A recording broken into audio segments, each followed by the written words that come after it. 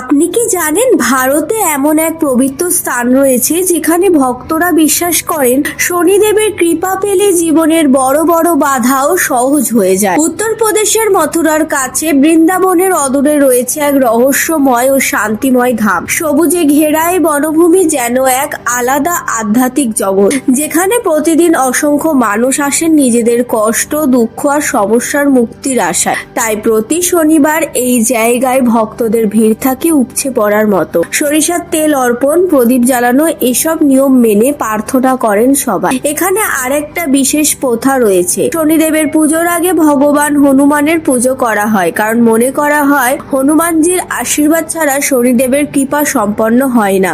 এই বনভূমির সঙ্গে জড়িয়ে আছে এক সুন্দর কাহিনী। বলা হয় এক সময় পুরো এলাকায় অসংখ্য কোকিলের বাস ছিল, আর তাদের মধুর কণ্ঠে ভরে থাকতো চারপাশ। সেই থেকেই জায়গার নামের মধ্যে কোকিল শব্দটি এসেছে। আর এই রহস্যময় পবিত্র স্থানটার নাম ভাবছেন এখন? মথুরার কোকিলাবন ধাম। আপনি কি কখনো এই পবিত্র স্থানে গেছেন বা যাবেন বলে ভাবছেন? কমেন্টে জানাতে ভুলবেন না আপনার মতামত।